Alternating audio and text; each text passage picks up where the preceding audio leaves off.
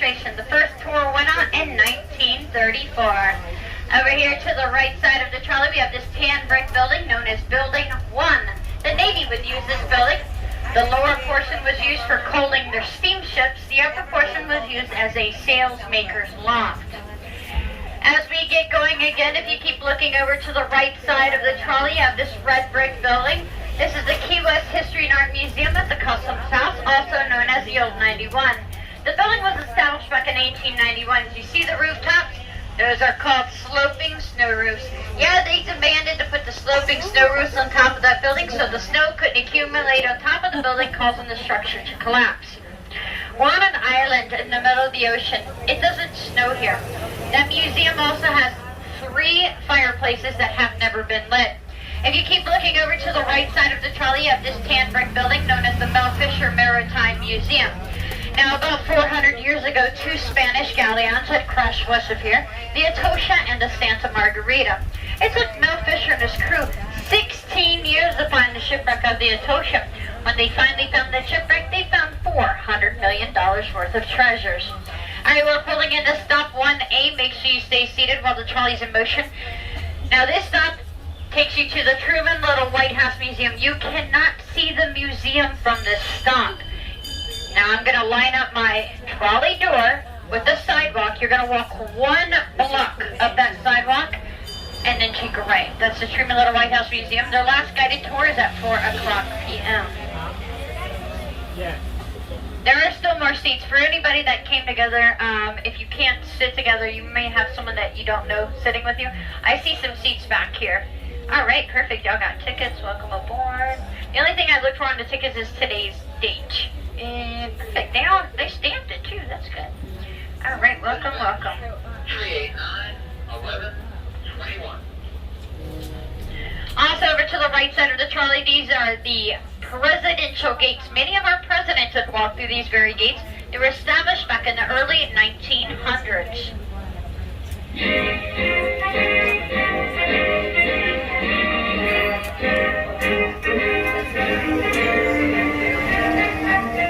How about that presidential salute? All right, you want to make sure you stay seated while the trolley is in motion.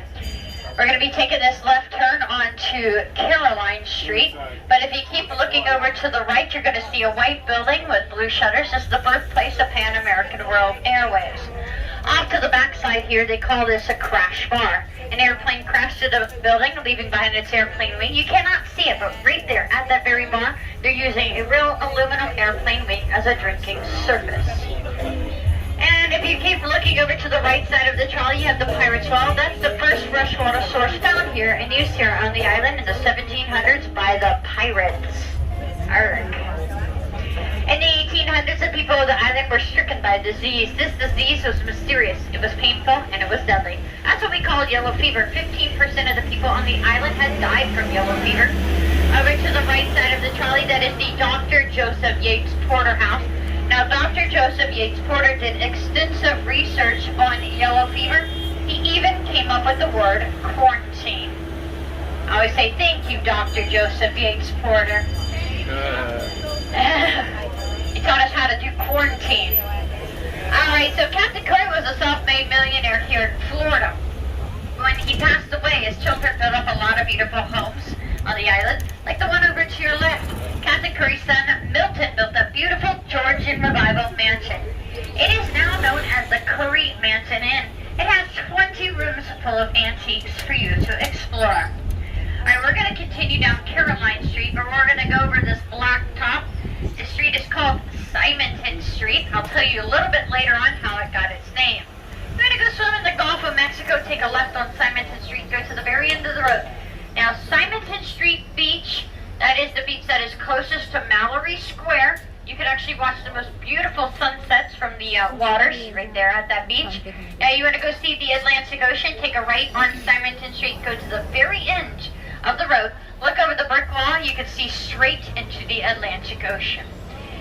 Keep looking over to the right side of the trolley. We have a federal building that was established back in the 1930s, courthouse, customs house, and a post office.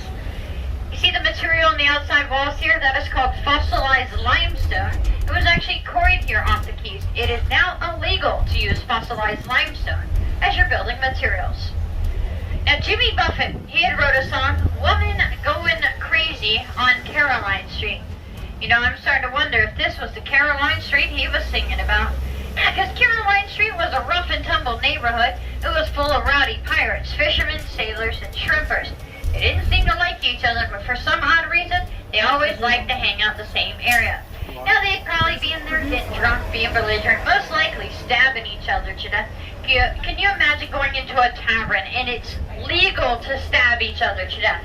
Yeah, well, the Red Door Tavern, as soon as you walk to the front door, before you enter, they say, excuse me, do you have a weapon? And if you say, no, I do not have a weapon, well, they made sure to equip you with a weapon.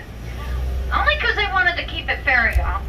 Over to the right, this would have been the Red Door Tavern. They earned the nickname the Bucket of Blood. It is now a beautiful ladies' boutique. And if you keep looking over to the right side of the trolley, you got Pepe's Cafe. Pepe's Cafe was established back in 1909. President Harry S. Truman loved to eat at Pepe's Cafe, and he also loved to hang out with us locals. That's why we gave him the nickname Truman the Human. Alright, we're going to take this slight left turn, but if you keep looking over to your right, you're going to see two yellow and white buildings. The small one is a ticket sales booth. I don't think there's the rep. And the larger building is our Sales to Rails Museum. Unfortunately, that museum's been closed for a while due to a mechanical difficulty. Alright, we're now pulling into stop number 2, known as Max Sea Garden. Make sure you stay seated while the trolley is in motion. It's also known for the historical Seaport area. If you're getting off here at stop number 2, be very careful as you exit.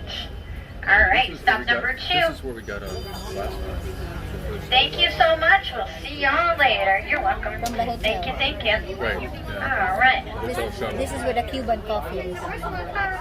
That's the first one. The second one is in the Mullery. Hi. Well, you got one that, hold on. Yeah, I'm looking for the date. Okay, there you go. I had to look for the date. Usually I'm looking for the green check mark. When I don't see that, I look for the date. All right, welcome aboard. You're welcome. All right, again, this is stop number 2, Max Sea Garden. I don't think anybody else is going to join us, so let's get going. Make sure you stay seated while the trolley is in motion. So pretty much anything that you've just seen in this area, you can get off here at stop 2. Now, in a moment, over to the right side of the trolley, we're going to notice this beautifully painted wall. It's called the Wailing Wall. It was painted by Robert Wyland.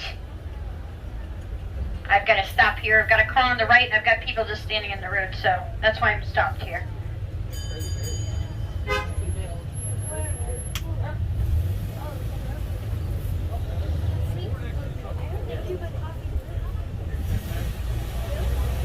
The beautifully painted Wailing Wall is over to the right side of the trolley. It was painted by Robert Wyland. Now, as you can see, there's no whales painted on the Wailing Wall. That's because we don't have any whales out here in our Key West waters. But anything you do see painted on the Wailing Wall, we do have out here in our Key West oceans. Yep, we got sharks. Over to the right, the tall white building, that is the Schooner Wharf Bar, located on the beautiful historical Seaport area. I actually like that bar. You can sit upstairs, you can sit downstairs, you can watch the boats come in, you can watch the boats come out.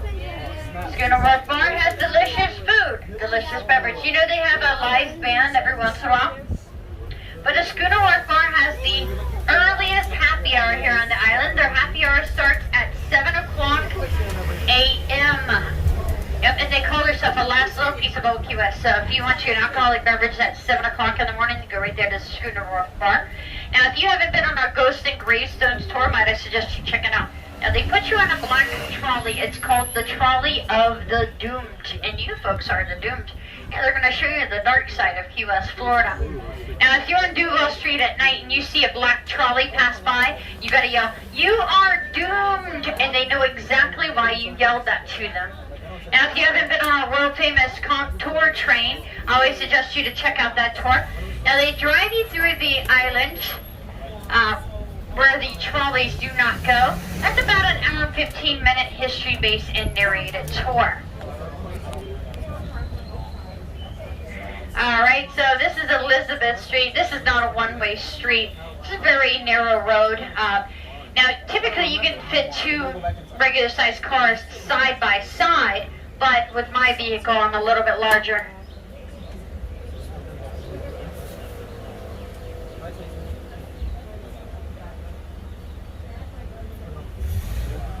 There we go.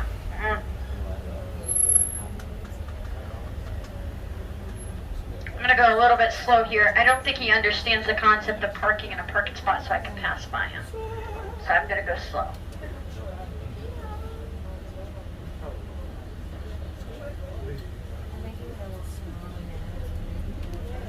It's illegal to park there too. It's got yellow.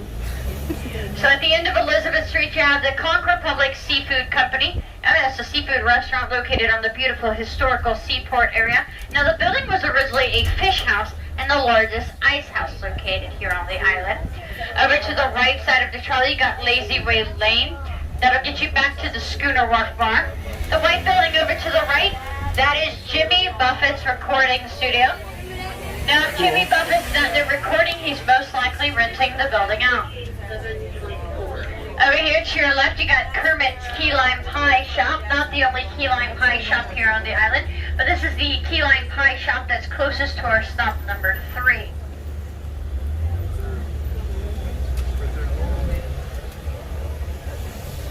Now, they do sell regular key lime pie in the key lime pie shops, but I like to mention that they have key lime pie on a stick. They take a slice of key lime pie, they shove a stick in it, they cover it in chocolate, they put it in the freezer overnight. Oh yeah, key lime pie on a stick. Come over here to your left to the Hemingway Rum Distillery, take a tour, taste testing some delicious rum that was made here on the island. Alright, we're going to be coming into stop number 3. Make sure you stay seated while the trolley is in motion. Simonton Street Beach is straight ahead on your right here. Now, if you are getting off here at stop 3, be very careful as you exit. You want to go to the world famous Sloppy Joe's bar. It's straight ahead on your left. You want to know why it's called world famous? Talk to a bartender. Thank you so much for joining us. You're so welcome. You're welcome. You're very welcome. Thank you. You're welcome. Thank you. To Duval Street. Make sure. Oh. I have a couple of criminals. They don't have tickets? Okay. Alright, make sure you stay seated while the trolley is in motion. Okay, before we get to Duval Street, though, I want you to keep looking over to your left. You're going to see a red brick building. And the red brick building wasn't always made of brick. It was originally made of wood. This was the old firehouse, and it did not survive the Great Fire of 1886. Coming up on the left side of the trolley, we got the world famous Sloppy Joe's bar. This was Hemingway's favorite watering hole. Hemingway and Joe were fishing buddies and drinking buddies. This was not the original location of the bar. Across the street here, there's a yellow building that says Captain Tony's Saloon. You know, the Sloppy Joe's bar was right there in that location. Yep, right across the street. They were there in that building from 1933 to 1937. You know, they picked up everything and moved literally right across the street because the landlord not only was a slumlord, but he wanted to charge $1 extra per week. I know that $1 extra per week don't sound like much, but back in the 1930s, I'm sure that's kind of expensive. Over here to your left, you got the Sloppy Joe's bar. I'm going to play a quick song for Captain Tony's Saloon.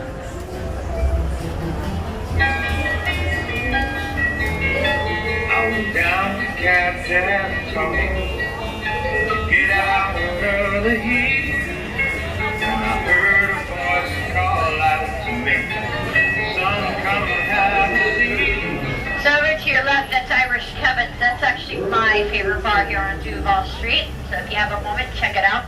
Duval Street was named after William Pope Duval. Robert Ripley from Ripley's Believe It or Not Hall of Fame said this is the longest street as it goes from the Atlantic Ocean, which is in front of us, to the Gulf of Mexico, which is behind us. Over to the right side of the trolley, we got a 3-story bar. You got the Bull, the Whistle, and the Garden of Eden.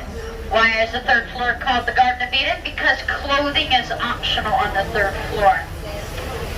So you got the wrought iron balcony on the 2nd floor there. You can hang out there and whistle down at everybody here on Duval Street at night. Over here to your right, that again is the Dr. Joseph Yates Porterhouse. I think that's the best view of the Porterhouse from here. So again, Captain Curry was the self-made millionaire here in Florida. When he passed away, his children built up a lot of beautiful mansions, like the one located to the left side of the trolley. His son Robert built built up that beautiful mansion. It is now known as the Hard Rock Cafe. Also over to the right side of the trolley. Well, this was the oldest house circa 1829. Captain Watlington, his wife, and 9 daughters lived in that home. Now, they originally had 11 daughters, but 2 had died from yellow fever. Coming up to the right side of the trolley, we have a yellow building with dark blue shutters. This was the old schoolhouse. It's not a schoolhouse anymore. It is a real estate office. If you look up where the American flag is located, you can see the old school bell still attached to the building. Now here in a moment, we're going to get going again, heading on Duval Street, one of the busiest streets here in Key West. But if you keep looking over to your left, you got the St. Paul's Episcopal Church. One of the oldest churches here in the South. Not the original building, though. The other buildings were either destroyed in fires or in hurricanes. Alright, make sure you stay seated while the trolley's in motion. We're coming into stop number 4, known as the Conch Hotel. Now, if you want to see the original Jimmy Buffett's Margaritaville Cafe, it's straight ahead behind the peak until sign. If you exit here, be very, very careful. Stop number 4 at the La Concha Hotel.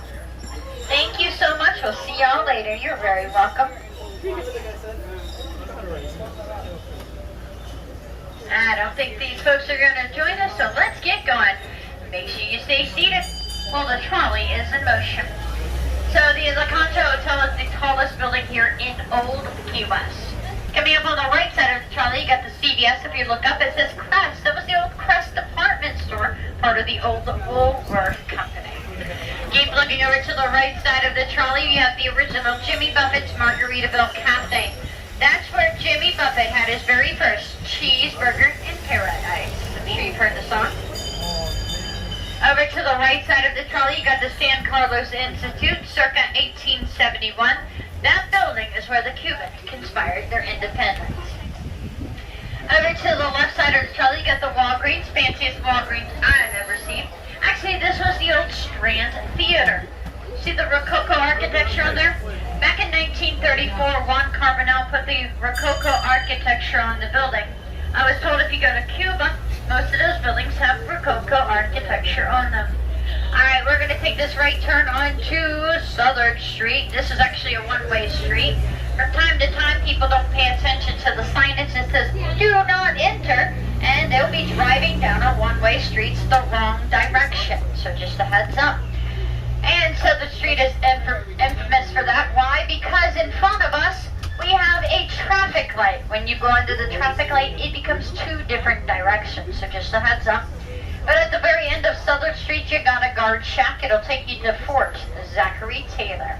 Now, if you haven't been to Fort Zachary Taylor, I always suggest people to take your own car or to carpool. Well, because you could be there for several hours. They offer camping trails, picnic areas, beaches, and they have that beautiful fort. On your left, you got the Green Parrot Bar, circa 1890, one of the oldest bars here on the island. That is another one of our local bars. And somebody had told me originally it was a morgue. I'm not sure if that's true, so don't quote me on it. But I do know the building was a grocery store. Then it was bought out by the military. They turned it into a military bar. They called it the Brown Derby. Then it was bought out once more, turned into what it is today, our Green Parrot Bar. So Sandy Cornish was a slave from Maryland. He worked extremely hard. He saved his money for 9 years. He not only bought his freedom, he bought his wife's freedom as well. Now, through all their hardships with their farming and cropping, they came here to Key West. They became very healthy, wealthy, and well respected here on the island. Over to your right is the beautiful Cornish church named after and dedicated to Sandy Cornish. Now, if you're getting off here at stop 5, please make sure you stay seated while the trolley's in motion.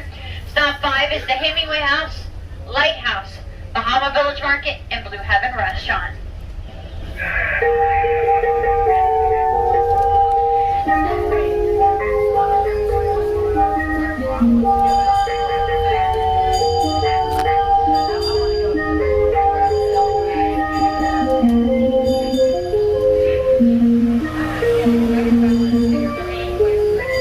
And if you exit here, be very, very careful. You should always give them a anybody's getting off. Okay, you're good. You guys have tickets too? Did they stamp them with today's date? If you sit them down here, I'll stamp them with today's date. Just stand them right there. You just sit them right there. There we go. Thank you so much. Thank you, thank you. And you're welcome. So with yours, if you want to just lay yours down here. And, oh, wait a minute. Someone took this other portion. All right. Make sure you stay seated while the trolley's in motion. And to keep your arms, legs, all items inside the vehicle. No smoking, no vaping, no consumption of alcoholic beverages. And again, my name is Lee. I'm going to be your tour driver for today.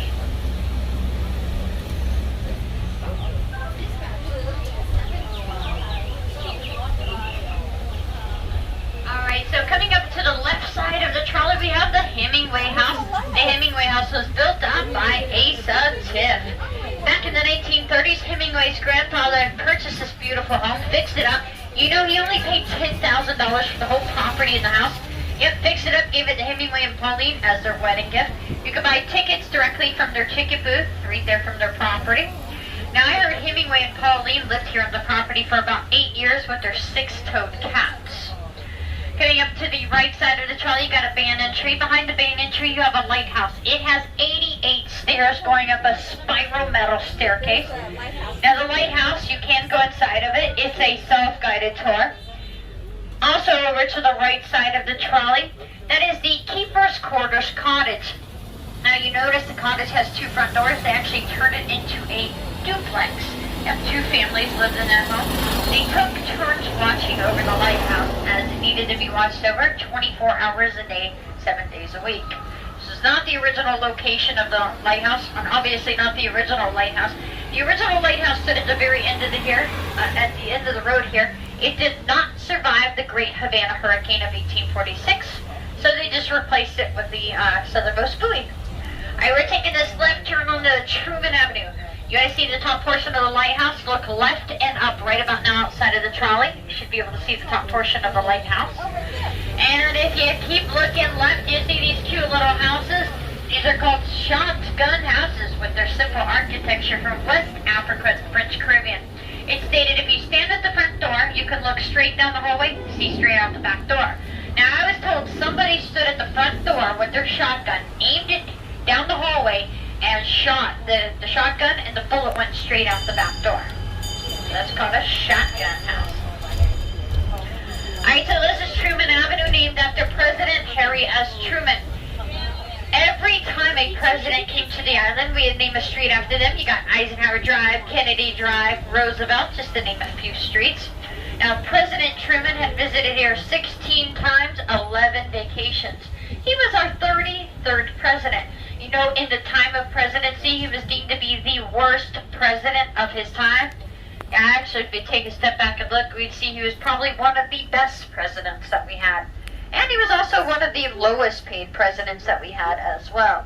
Now, if you haven't gone off at Stop 1A, that's the Truman Little White House Museum, I always suggest people to go check out that tour. Now, the last guided tour is at 4 o'clock p.m. The tours go on every half an hour. Now, before you enter the Truman Little White House Museum, they ask you to turn your cell phone completely off or turn it into airplane mode. No pictures and no videos allowed to be taken whatsoever inside that museum. Why? Because it's still being watched by the Secret Service. So if you want to know why the building's still being watched by the Secret Service, you can talk to any one of the guides in the White House, and your ticket sales rep should know that as well. Now, President Harry S. Truman had the middle initial of S. Didn't really stand for anything. Yep, he didn't really have a middle name. His parents, they wanted to name him Ship after his grandfather, and Solomon. Since they couldn't make up their mind, they just put an S there. The beautiful prayer grotto that was built up by Sister Louise Gabrielle and her students about 100 years ago. Each stone was laid by hand. They said a powerful prayer that no hurricane hits Key West, Florida. You know, we haven't had an Ida storm pass over Key West since 1919. Looking over to the right side of the trolley, far back side of the property, is a beautiful prayer grotto. Keep looking over to the right side of the trolley, we have the Basilica, St. Mary's Darcy Roman Catholic Church. That is the only Catholic church located here on the island, and the building was completed back in 1905. Now people constantly ask me, Lee, what's a conch house? Lee, what's a conch house look like? A conch house is the original homes that the Conch Republic had lived in. If you keep looking over to the right side of the trolley, these are called conch houses. You can tell by the unique woodworking, it's called gingerbread. Now the ship makers would take pieces of wood, cut out different shapes, and attach them to the homes.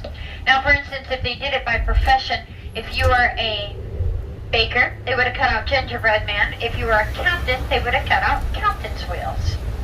Coming up on the left side of the trolley is another great example of a conch house. Again, you'll be able to tell by the unique woodworking called gingerbread. And there it is on your left here. Now these homes can go for millions of dollars. We've got about 3,000 conch houses still here on the island, and they are hundreds of years old. Now if you were with me earlier, we passed by the customs house.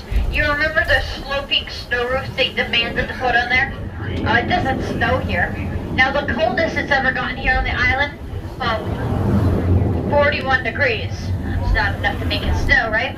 Well, the average temperature here is 77 degrees. Now the hottest it's ever gotten on the island is 97 degrees. Even though it's never really hit 100 degrees here on the island, you add the humidity with the heat, it can feel like 100 degrees. Like today, it feels really hot. Looking over to your right, these are called K-pop trees. There's 3 of them on the property here. You see the root system? It's growing back up the trunk of the trees. Those roots can grow 150 feet underneath the ground. Now the K-pop trees are hundreds of years old. The gentlemen used to take the buoyant seeds of the K-pop trees, stuff them in their life jackets. They call them K-pop jackets. Of course, nowadays we don't stuff our life jackets with seeds. We use synthetic materials. Coming up to the right side of the trolley, we have Bayview Park. Bayview Park was built up by the famous cigar roller Eduardo Gatto. This is all free of charge for his employees to visit any time that they chose. Now, Key West had designed a promissory that nobody would ever be charged to visit Bayview Park. And you know what? Key West has kept its promise to this day. So if you didn't know, the Navy has been here for hundreds of years assisting the island of Key West. We have 3 Navy bases located here on the island. If you look to your left, you see the tall building. It says Fly Navy. That's one of 3 Navy bases located here on the island. So the Navy actually uses this building as their Navy hotel. When I pass by this building, I'm always giving them the Navy salute and saying, "Go Navy."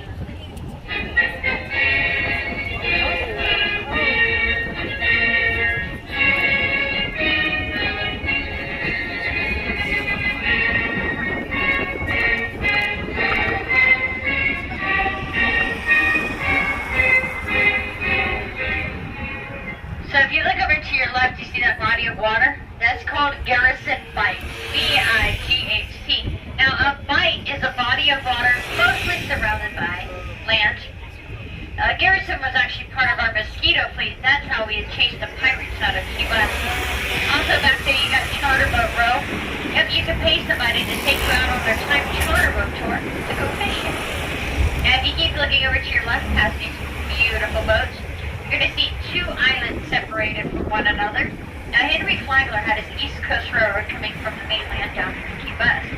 He actually installed a low-line metal sweep bridge in between those 2 islands. Yep, that's how he did the railroad system from the mainland down here to Key West.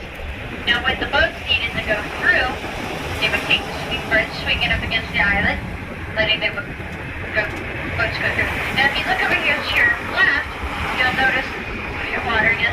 This is where Cuba would get their shipments from. Also over to the left side of the trolley, we have the Key West Yacht Club. The Key West Yacht Club was established back in the 1930s.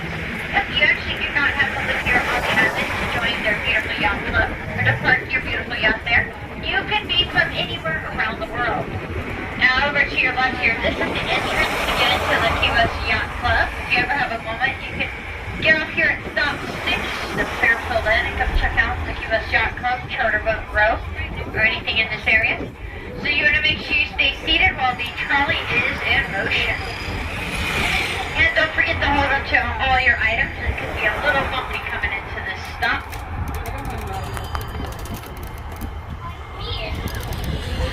So this is stop number 6, the Fairfield Inn.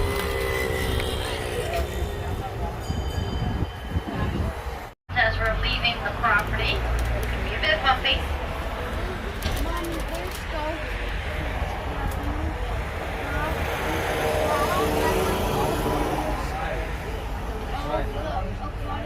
It's right there near the Fly Navy building.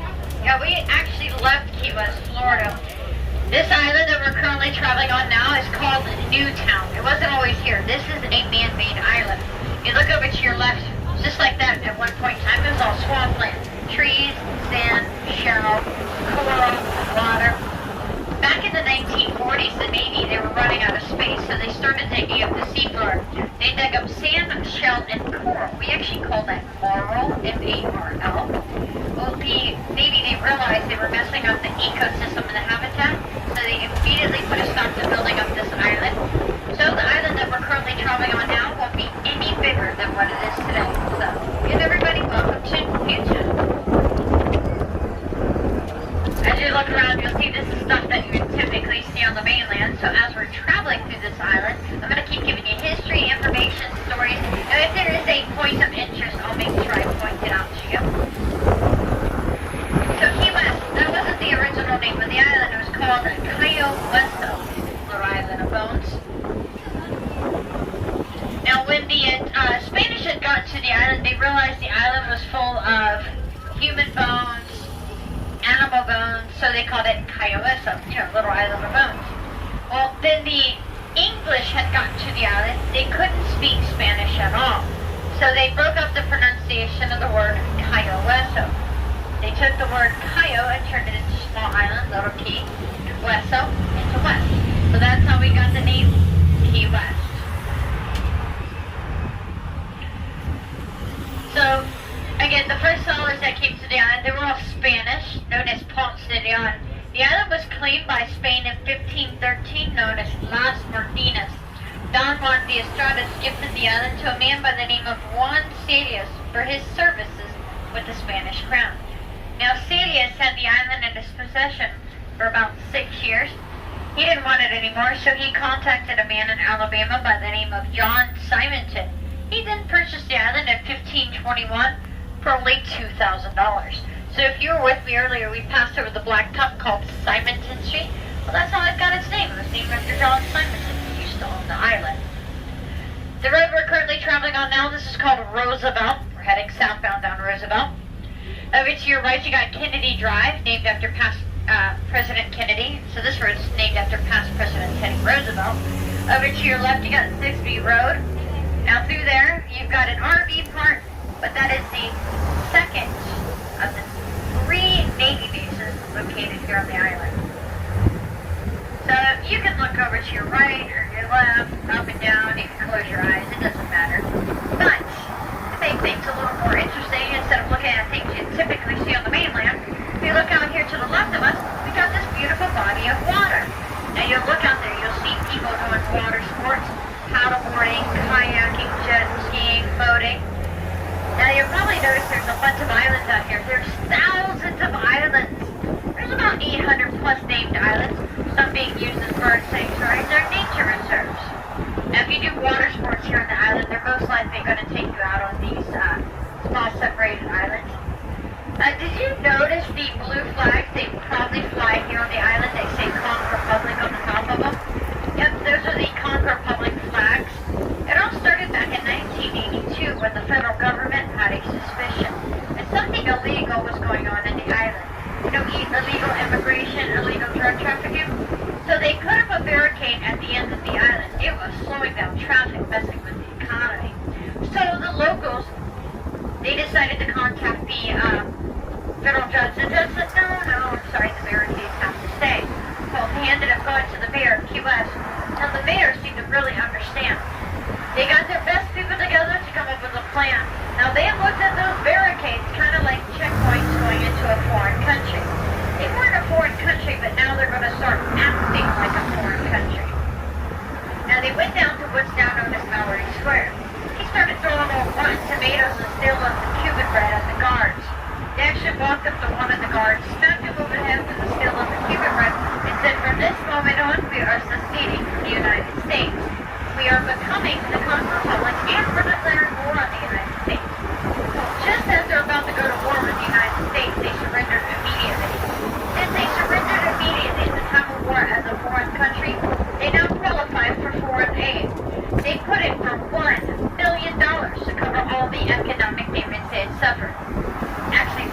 seen any of that money, but what they did see was lots and lots of media.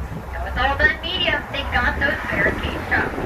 You know, they went at it a very unique way. But hey, they got the job done.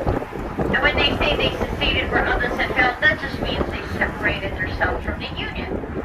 Alright, we're coming into stop number 7. Make sure you stay seated while the trolley's motion again. So to make sure you're holding on to all your items. Could be a little bumpy coming into the stop. Now stop 7 is good for the Marriott Beach Resort 24 North, Gates Hotel, has Garden Inn. Got Rum Row in the area, and we even have a Starbucks coffee. If you are exiting here at stop number 7, be very... There it is, right there on the left. Every year, 50 miles north of us is the 7 Mile Bridge. They shut down Highway 1 to annually event the 7 Mile Bridge. Run the 7 miles across the 7 Mile Bridge. The very next day, here in Key West, another annual event called the Cow Key Bridge Run. We run the 50 yards across the Cow Key Bridge. And we have a beer. We keep this Speaking of bridges, straight ahead of us, the Riviera Canal Bridge. The Riviera Canal is the only canal that goes all the way through Key West. You might have seen here on the right. Because it goes all the way through Key West, it's very popular with kayakers. There it is, the Riviera Canal. No kayakers through the boat. Now, ladies and gentlemen, on the left are mangrove trees. Mangrove trees are trees that grow in the ocean. The mangroves have a very tangled root system that stops everything that's close by over a period of 100 years or more. A base will build and any island or shoreline will be formed. Many of the Florida keys started out as 2 or 3 mangroves grown together in the ocean. A good example of this is right here to the left of us. It's an island down those boats. It's no part of the island. It's a mangrove island. Now, we're getting very close to the mangrove trees here in a moment. As we pass the mangrove trees on the left, if you look right at the water line, you might notice a tangled root system that the mangroves have that stops everything that floats by. Body of water to the left of us is part of the Atlantic Ocean, also known as the Straits of Florida. This is Florida, some of the body of water between Key West and Cuba. It is part of the Atlantic Ocean. We're coming to stop number 8. Stop 8 is the Hampton Inn. I forgot to tell you guys stop 9, which is East Marcellus Fort. Stop 9 is closed today. So after stop 8, we're going to stop at stop 10.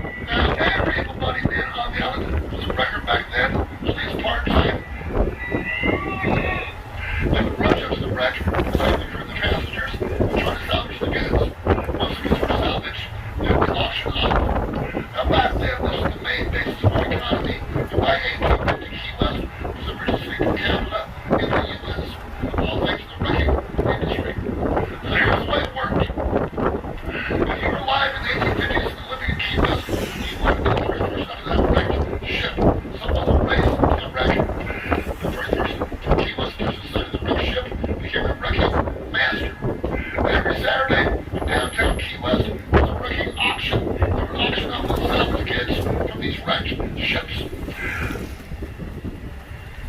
The wrecking master got 25% of the proceeds from that auction. A lot of money. Another 25% went to the other wreckers involved in the salvage operation, and the remaining 50% went to everybody in Key West, divided up evenly. Now you understand, the actual owners of the goods that were on these wreck ships, they were out of luck. So a lot of people do compare the wreckers to pirates, and suppose there's a fair comparison, except that the wreckers, wrecking was legal, and the wreckers did save a lot of lives. But yes, the state of Florida made wrecking legal. They also appointed a wrecking court judge to oversee the whole process. So the judge is the one that divided up all the money to everybody in Key West.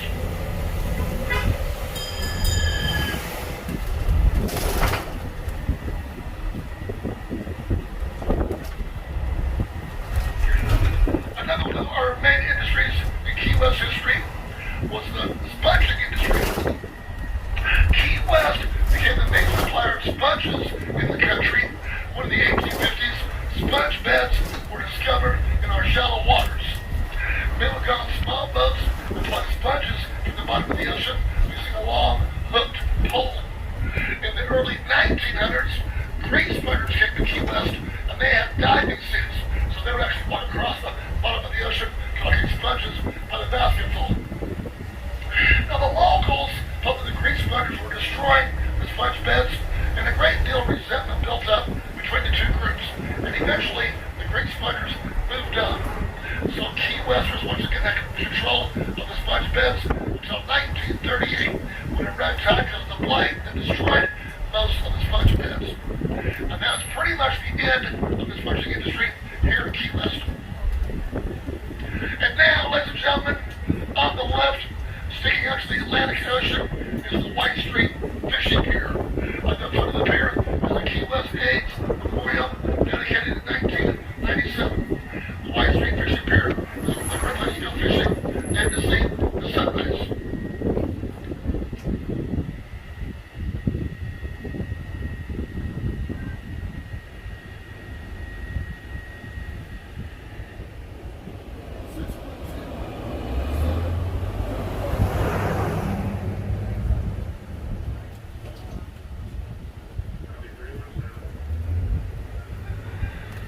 And now, ladies and gentlemen, straight ahead of us, sitting on the left, is red brick structure of the remains of West Martello Fort. Today it's on the Key West Garden Club.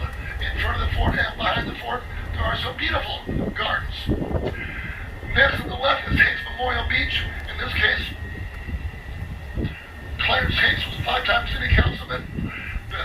The race for the financing to import the sand and create Higgs Beach right here on the left. Now, ladies and gentlemen, I want to switch gears and tell you about Henry Flagler. In the late 1800s, Henry Flagler was a partner of Rockefeller.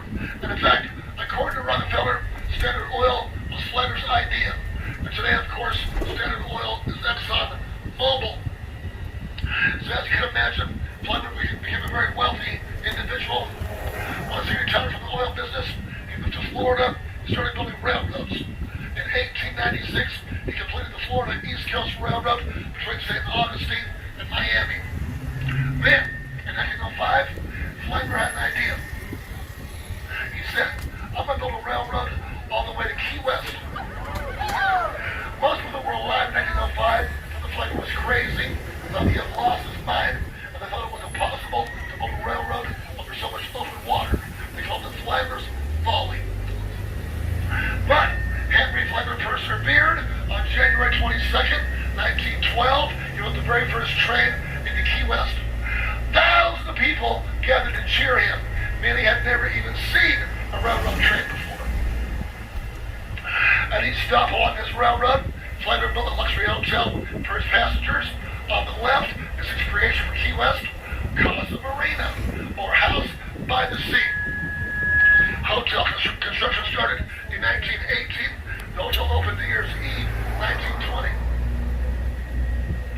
The exterior walls of the Casa Marina are made of German cement. They're about 22 inches thick at the base. They're about 12 inches thick at the roof line. And this is stop number 10 across the marina.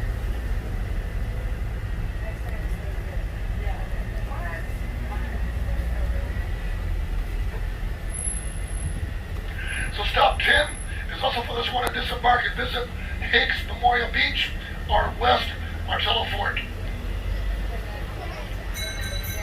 Here we are, stop number 10. Railroad bridges for the first overseas highway. Without Henry Flagler and his railroad bridges, the overseas highway that connects us to the mainland today would have never been built. Now, I want to emphasize what a great job the engineers did to build these railroad bridges for Henry Flagler back in 1912. You guys remember in August 2019, Hurricane Dorian hit the northern Bahamas, really tore the northern Bahamas badly. Terrible storm. Hurricane Dorian tied the records of the 1935 Labor Day hurricane set. Then both Dorian and the 1935 Labor Day hurricane had sustained winds of 185 miles per hour. They both had wind gusts of up to 220 miles per hour, if you can imagine that. And they both had an 18 to 20 foot tidal surge. So, that's the kind of force that Mother Nature unleashed into Henry Flagler's railroad bridges, and the bridges passed that test. They were still standing after the hurricane was over. So needless to say, the engineers that built those bridges did an excellent job. And by the way, some of those bridges are still standing today. If you're coming south along US 1, and you go over the 7 Mile Bridge, you look to your right, there's the old 7 Mile Bridge.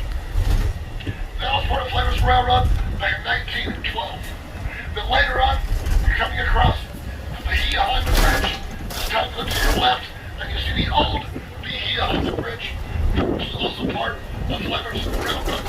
This is quite amazing. After 109 years of salt water and hurricanes, those bridges are still standing today. And by the way, I don't know if you noticed, they are restoring the old 7 Mile Bridge.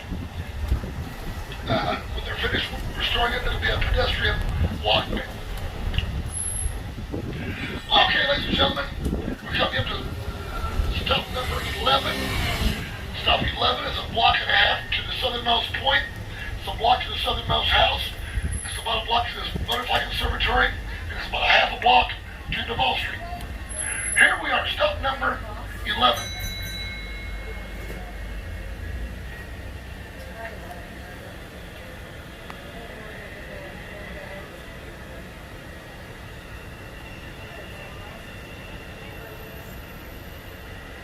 With a music problem. I like that. I've never seen that before. Welcome on board, guys. Be sure to get you ready. The trolley today.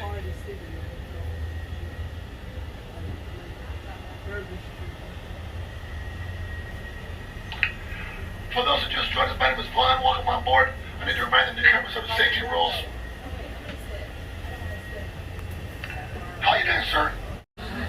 You can't get lost in Key West. Just call a taxi. Okay, for those of you that just joined us, my name is Vaughn. Welcome on board. I need to remind the newcomers of the safety rules. Watch out for low-hanging branches. Please remain seated at all times. Also, for those of you that just joined us, this is a continuously narrated tour. So if you need to speak to your neighbor, please do so in a whisper as a courtesy to those around you. Having said that, if you have any questions during the tour, just shout out your questions. I'll try to answer them. 1, 2, 3, 4, 5, 6, 7, 8, 9, 10, 11, 12, 13, 14.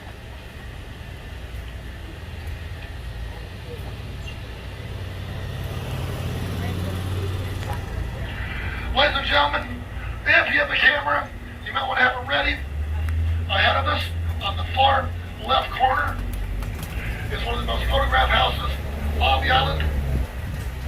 It is called the original southernmost house. It was in 1896, it's in the Queen Anne style of architecture.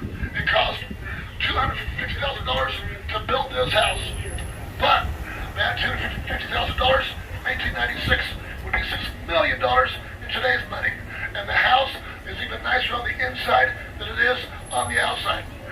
Thomas Edison himself came down here in 1896 and laid on the electricity in the original southernmost house.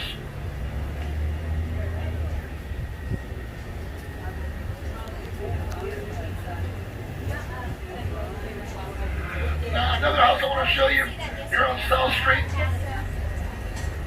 is behind a tan wall. It was in 1940 by an author named Thelma Strable. When she built this house behind the tan wall, she built 18 inches further south than the original southernmost house. She was so proud of this fact that it was 18 inches further south. Look at this plaque over here to the left of us. She named her house the southernmost house. Southernmost. So, on the left, this red, yellow, and black buoy, or southernmost point in the continental United States. We're now only 90 miles from Cuba. We're 157 miles from Miami. We're further south than Brownsville, Texas. We're 375 miles further south than Cairo, Egypt.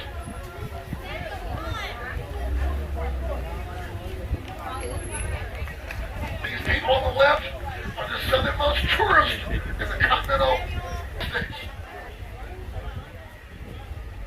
On the left, right behind the black fence, is U.S. Navy property. It's called the Truman Annex. Today she's mainly for housing and a communication center. The main naval base is on a little island called Boca Chica Key, which is 7 miles west.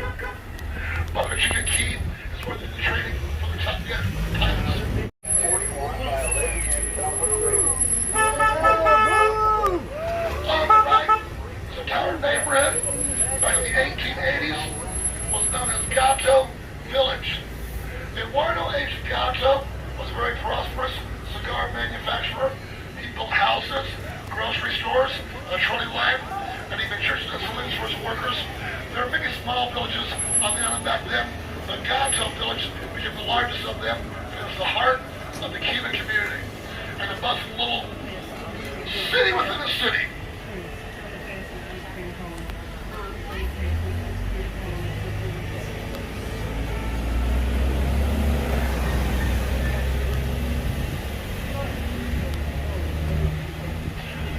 I think I mentioned earlier, maybe I didn't, the Navy's on the right here, you can see the entrance to the Truman Annex, the Naval Air Station. The Navy's been here since the 1820s. Air station. They never left.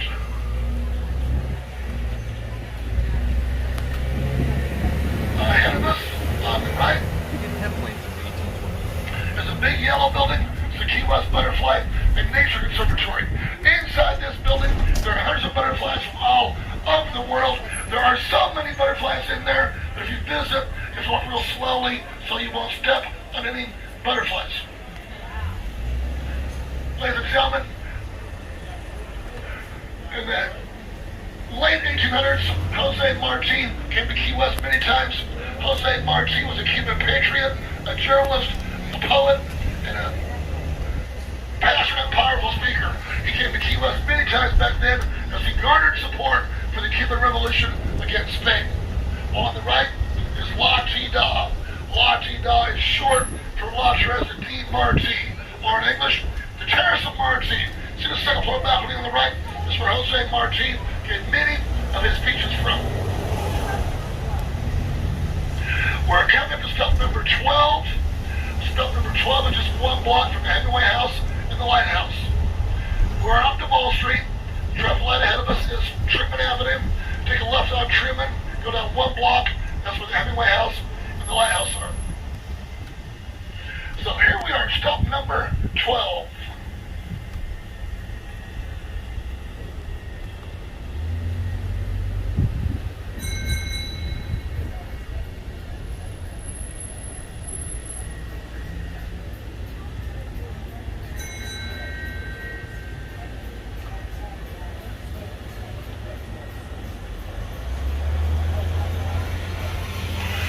Now earlier, I showed you my conch shell.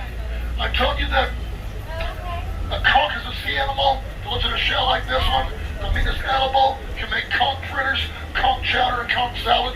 If you're born here, you're a conch. Once you've been here for 7 years, you're a freshwater conch. the high school football team and the fighting conchs, the cheerleaders, the conchettes. Remember all that? Well, here's the story about why we are called conchs. First, you have to realize that the earliest settlers of Key West from Europe were the Spanish. But, not counting the Spanish, a lot of our early settlers came from the Bahamas. You guys remember the Boston Tea Party? King George of England was taxing the tea that went to Boston. The Bostonians got very upset at the Boston Tea Party. Now, same time in history, that same King George was taxing the food that went to the Bahamas. Hold on, everybody, on the right. 901, the only 801 for the city.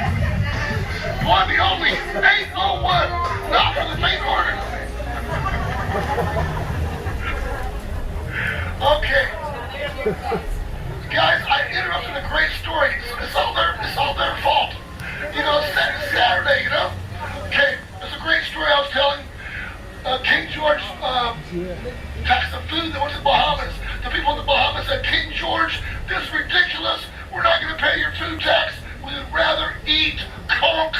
So they had conch for breakfast, conch for lunch, conch for dinner. They became known as the conchs. Later on, that same group of people moved to Key West. The nickname stuck. So that's why if you're born here, you're a conch. Stop number 13, Mangoes. Very good restaurant. Also stop 13 is the last stop before Mallory Square.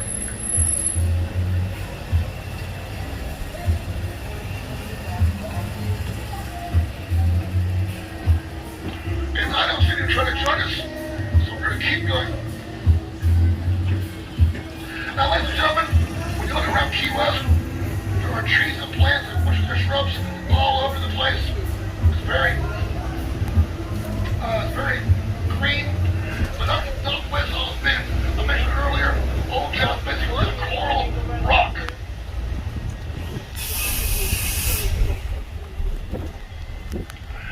Nothing grew here naturally. I've seen photos of Key West from the 1800s when photography was first invented. There are almost no trees here back then. In the 1930s, it was decided that Key West would make a great tourist mecca. So at that point, we started planting trees and shrubs and bushes and flowers all over the place to make the island more appealing to tourists. And it worked. Here we are. As you know, Key West is a tourist mecca.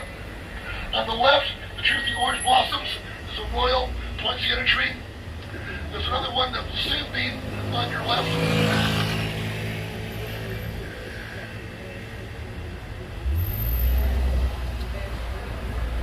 Now, some of you have not heard my green parrot bar joke yet. For everybody else, please forgive me.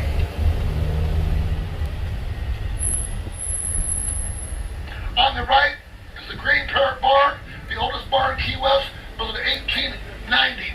But before it was a bar, it used to be a grocery store, and before that, it was a morgue.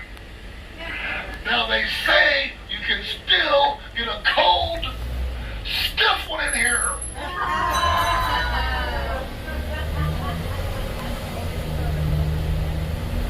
Not get a better look at it here on the right.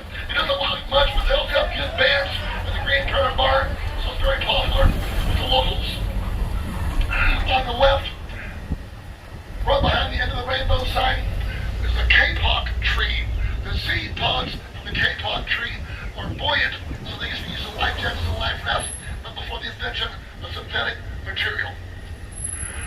And now, ladies and gentlemen, over here on the right is mile marker 0 again. Very end of Highway 1.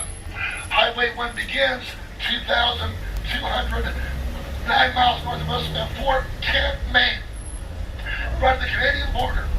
Now, Highway 1 is also called the Overseas Highway between here and the Florida mainland. As I mentioned earlier, without Henry Flagler and his railroad, the Overseas Highway between here and the Florida mainland wouldn't exist. But anyway, it's 120 miles, actually 126 miles from here to the Florida mainland.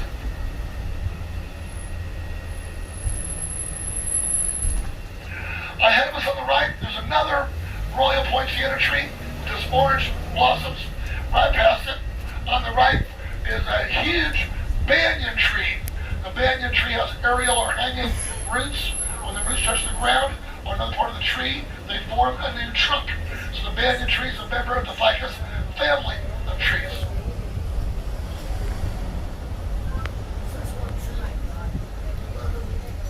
I thought we had a banyan tree in Tesla. No, we have it in Hawaii.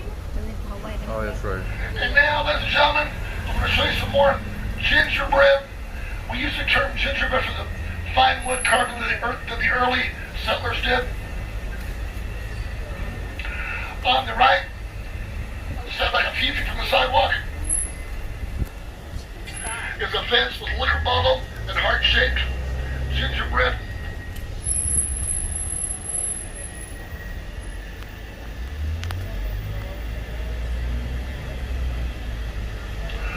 On the right corner is the John James Audubon House, built in 1830, making it the second oldest house in Key West. In 1832, it was named in honor of John James Audubon, the famous naturalist, when he came here to paint the birds of Key West, and there are still many of his paintings inside the Audubon House. Straight ahead of us is a tall wooden tower. This tall tower is part of the Shipwreck Museum. You can go there and learn all about the shipwreck salvage days of the 1800s. Then you climb this tall tower and get a great view of the island. On the left is Mallory Square. Every night in Mallory Square, we have the sunset celebration. Tonight the sun sets at about 8 o'clock, so the sunset celebration will start at about 7 o'clock.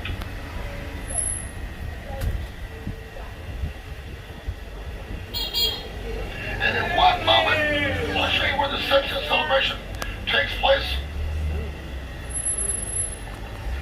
Okay, on the left is Mallory Square.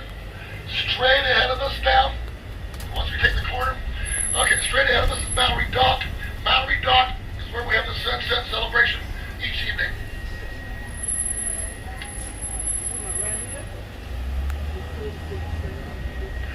On the far right corner is the Key West Sculpture Garden. Here they have busts of many of our early settlers and their stories. Ahead of us on the right are two of the oldest commercial buildings in Key West, the Shell Warehouse. Past the Shell Warehouse is the sponge market, where you see sponges that come from the bottom of the ocean. You've been a very good audience. I sure appreciate it. Watch your steps as you disembark. Stop number 1, Mallory Square. And once again, we sure appreciate you riding the trolley today. There was, during the Civil War, the Navy built 3 Civil War forts in Key West. People ask me all the time, they say, Vaughn, why in the world are there 3 Civil War forts in Key West?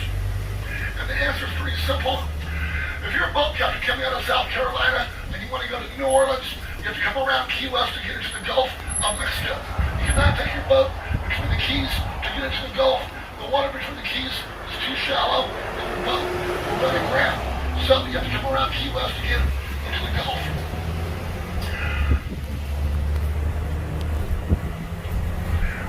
Now the Navy first came to Key West in the 1820s, and they never left. So a lot of people think compare the wreckers to pirates, and I suppose it is a fair comparison, except the wrecking was legal, and the wreckers did save a lot of lives.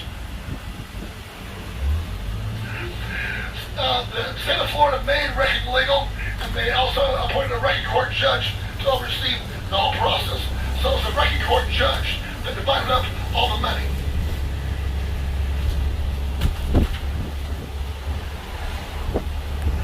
By the late 1800s, a system of lights and buoys were installed on the reef, and slowly the number of wrecks declined. And in 1912, the wrecking court closed.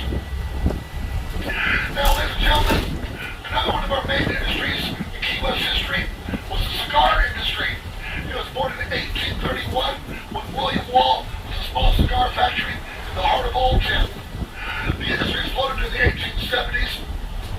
During Cuba's fight with Spain, the cigar factory owners and workers fled Cuba for Key West. By 1890, the population of Key West was 20,000, and 1/3 of them were Cubans,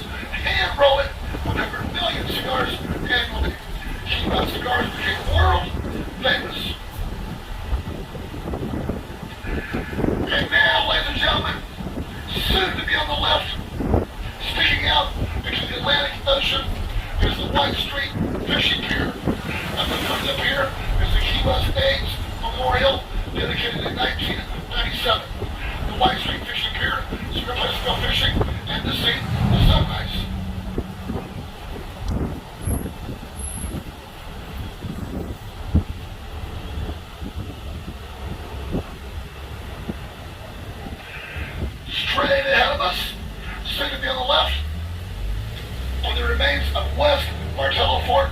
This was built in 1860. Today is on the Key West Garden Club. Just past the fort on the left is Higgs Memorial Beach.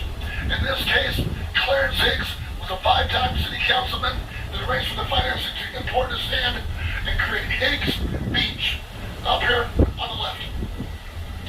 Now, ladies and gentlemen, I want to switch gears and tell you about Henry Flagler. Henry Flagler was a partner of Rockefeller in the late 1800s. According to Rockefeller, Standard Oil was Flagler's idea. And today, of course, Standard Oil is Exxon Mobil. So as you can imagine, Flagler became a very wealthy individual.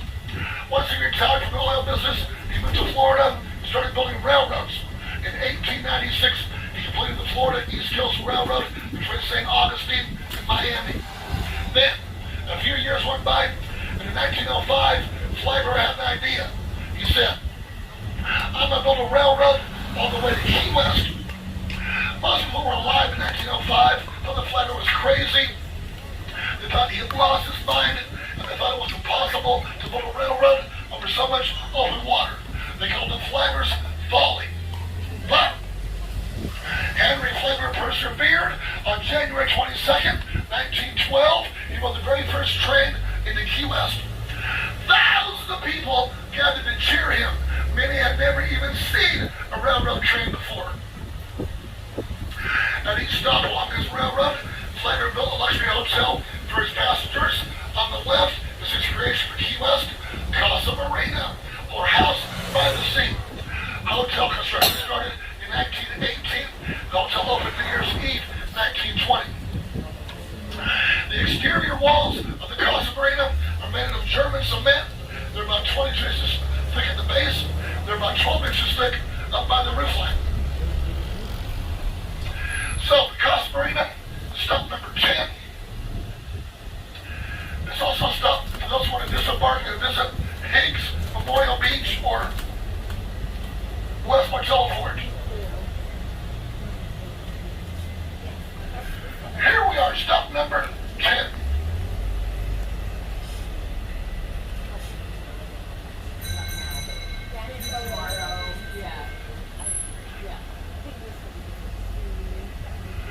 Okay, so I'm right in the middle of the story about Henry Flagler and his railroad.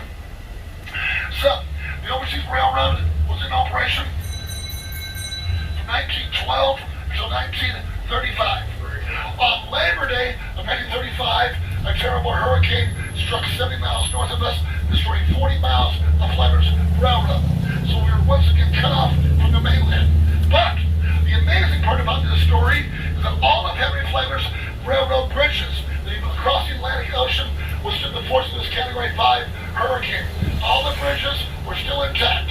So, 3 years later, 1938, they built the Overseas Highway using Henry Flagler's railroad bridges for the first Overseas Highway. So without Flagler and his railroad bridges, the Overseas Highway that connects us to the mainland today would have never been built. Now, ladies and gentlemen, I want to emphasize what a great job the engineers did to build those bridges for Henry Flagler. Do you guys remember back in August of 2019, almost 2 years ago, Hurricane Dorian hit the northern Bahamas? It's a terrible storm, really troubled the northern Bahamas badly. Hurricane Dorian tied the records that the 1935 Labor Day hurricane set, and that is both Dorian and the 1935 Labor Day hurricane has sustained winds of 185 miles per hour. They both have wind gusts of up to 220 miles per hour, if you can imagine that. And they both had an 18 to 20 foot tidal surge. So, that's the kind of force that Mother Nature unleashed on the Henry Flagler's railroad bridges, and the bridges passed that test. They were still standing after the hurricane. So, quite amazing. So, needless to say, those engineers that Flagler hired to build those bridges did an excellent job. And by the way, some of those bridges to the 1912 railroad are still standing today. If you're coming across the 7 Mile Bridge heading south toward Key West, you look to your right, there's the old 7 Mile Bridge. That was part of Flagler's railroad back in 1912. And it is currently being restored. Once they restore it, it'll be a pedestrian bridge.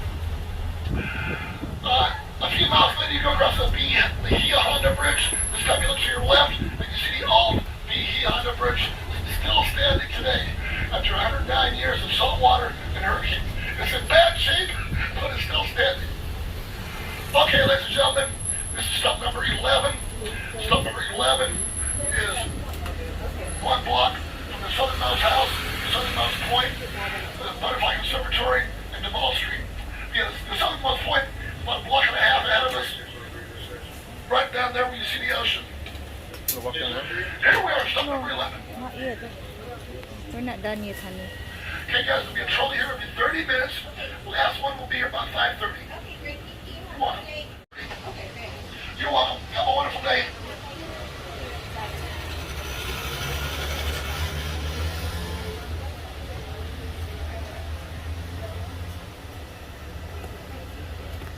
Welcome on board. Did she stamp you?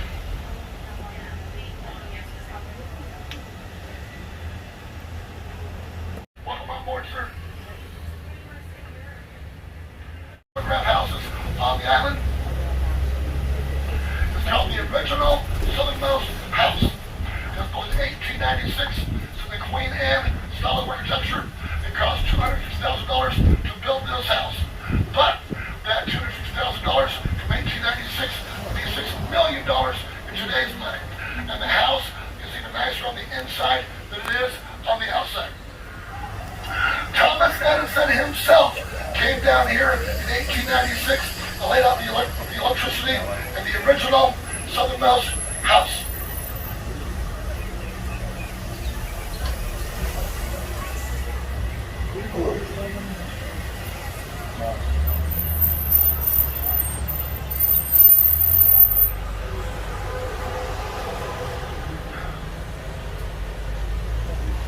Another house I want to show you here on South Street. It's on the left. Behind the tan wall, it's built in 1940 by an author named Thelma Strable. When she built this house, she built it 18 inches further south than the original southernmost house. She is so proud of this fact that it was 18 inches further south.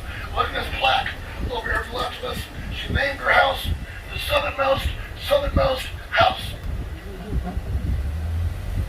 So, ahead of us on the left, this red, yellow, and black buoy marks the southernmost point in the continental United States. We're now 90 miles from Cuba. We're 100 miles from Miami. We're further south than Brownsville, Texas. We're 375 miles further south to Cairo, Egypt. And these people on the left are the southernmost tourists in the continental United States. On the left, right behind the black fence, is U.S. Navy property. It's called the Truman Annex. Today's used mainly for housing and a communication center. The main naval base is on a little island called Boca Chica Key, which is 7 miles north of us. As I mentioned earlier, the Navy came here in the 1820s to get rid of the pirates, and been here ever since, from the 1820s to the present day. On the right, this whole neighborhood in the 1880s was known as Gato Village. Eduardo H. Gato was a very prosperous cigar manufacturer. He built houses, grocery stores, a trolley line, and even churches and saloons for his workers. And there are many small villages on the island back then, but Gato Village became the largest of them, and it was the heart of the Cuban community. And a bustling little city within a city. Next on the right, there's a yellow building. This yellow building is the Key West Butterfly and Nature Conservatory. Inside this building, there are hundreds of butterflies from all over the world. There are so many butterflies in here that if you visit, you have to walk real slowly so you won't step on any butterflies. Ladies and gentlemen, in the late 1800s, Jose Marti came to Key West many times. Jose Marti was a Cuban patriot, a poet, a journalist, and a passionate, powerful speaker. He came to Key West many times back then as he garnered support for the Cuban Revolution against Spain. Well, up here on the right is La Tida. The La Tida is short for La Tres de Marti, or in English, the Terrace of Marti. See the subsequent floor balcony here on the right? That's where Jose Marti gave many of his speeches from.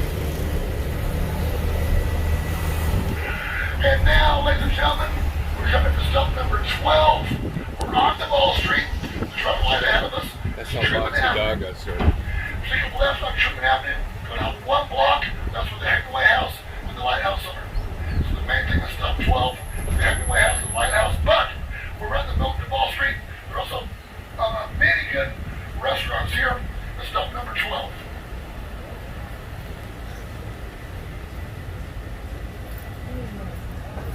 On the right is the one, the only, the fabulous Mary.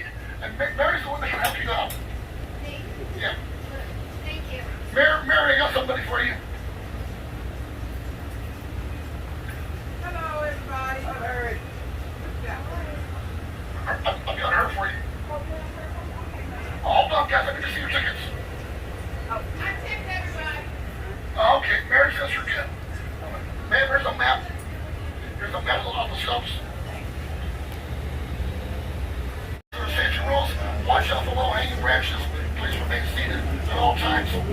Also, there's a continuously narrated tour. So if you need to speak to your neighbor, please do so in a whisper. As a courtesy to those around you. As you surely stamped it, so you're good. So like I said, it's a continuously narrated tour. If you speak to your neighbor, please do so in a whisper. As a courtesy to those around you. Having said that, if you have any questions during the tour, just shout out your questions. I'll try to answer them. And one of my board guys, we sure appreciate you riding the car train today. What you don't know about Mary, Mary has an incredible voice. She's like the best singer in all of Key West. If you heard her sing, you would say, Mary, you should be an American Idol. I told her this many times, and she says, but I'm too shy. Okay, here we go. Seriously, her voice is incredible. Okay, ladies and gentlemen, this part of Duval is called Upper Duval. Upper Duval has lots of art galleries. There are many very talented artists here in Key West. The amount of artists and talent in Key West is truly amazing. If you have a chance, visit Upper Duval and see all the art galleries that feature, most of them feature local artists. Now, the other end of Duval Street, about a mile ahead of us, is Lower Duval. The address numbers are lower. Lower Duval is where you want to go if you want to have a few drinks and dance the night away. You go to Lower Duval Street. It's also where we have all of our festivals, the Fantasy Dust Festival, the Food and Wine Festival, the Conch Republic Festival, and of course the Hemingway Days Festival all take place in Lower Duval. And now we're coming to stop number 13. Stop 13 is the last stop before Mallory Square. Stop 1. Stop 13 is Duval and Angela. We're on Duval Street. We're turning onto Angela. Oh, by the way, for those who just joined us, I'm going to tell you, you do have to disembark from this trolley at stop 1. That's the only place where you have to disembark and change trolleys. I'll show you all. I'll show you where you do that once we get back to stop 1. Okay, here we are, stop number 13. Last stop before Mallory Square.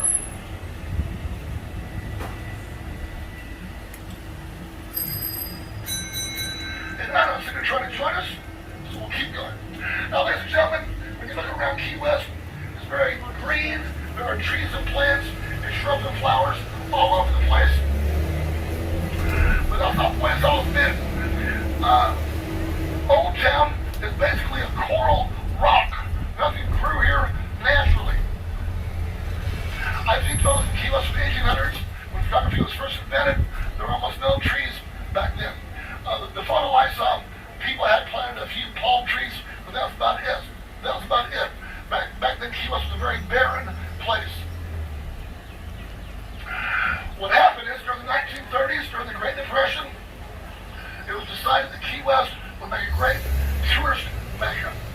So, in the 30s, they started planting trees, plants, shrubs, and bushes all over the place to make the island more appealing to tourists. And it worked. Obviously, Key West is the tourist mecca today. On the left, the tree with the orange blossoms is a royal poinsettia tree. And now, ladies and gentlemen, On the right is the oldest bar in Key West, the Green Parrot Bar, built in 1890. Wow. But before it was a bar, it used to be a grocery store. Before that, it was a morgue. Now they say you can still get a cold, stiff one in there. On the left, right behind the rainbow sign, is a huge kapok tree.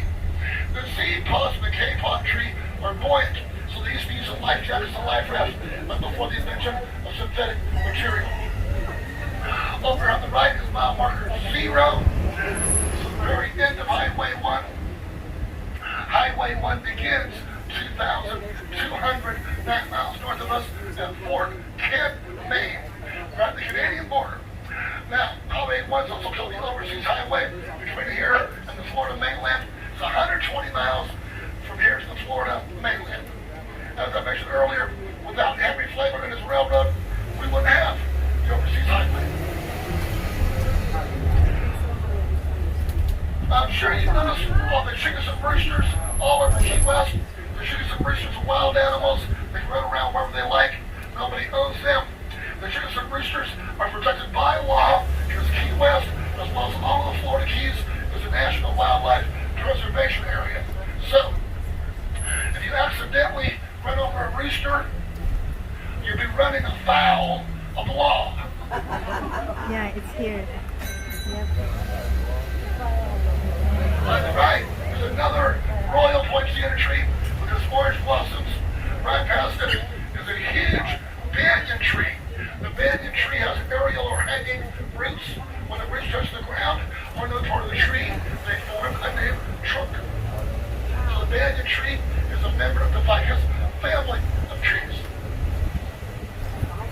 Now, ladies and gentlemen, gingerbread is a term we use for the fine wood carving that the early settlers did. Up on the right, a few feet from the sidewalk, is a fence with a liquor bottle and heart-shaped gingerbread.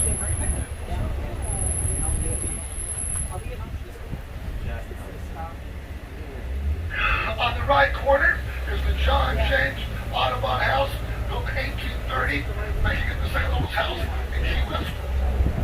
In 1832, it was named in honor of John James Audubon, the famous naturalist, when he came here to paint the birds of Key West. And there are still many of his paintings inside the Audubon House. Straight ahead of us, sitting on the left, is a tall wooden tower. This tall tower is part of the Shipwreck Museum. You can go there and learn all about the shipwreck salvage days of the 1800s. Then you climb this tall tower and get a great view of the island. On the left is Mallory Square. Every night at Mallory Square, we have the sunset celebration. So the sun sets at about 8 o'clock. So the sunset celebration will start at about 7 o'clock. And the sunset celebration takes place straight in front of us now at Mallory Dock. On the far right corner is the Key West Sculpture Garden. Here they have most of the early settlers and their stories. This is stop 1. The trolley's leaving here in 30 minutes. So the next trolley is at 11 o'clock in 5 minutes from now.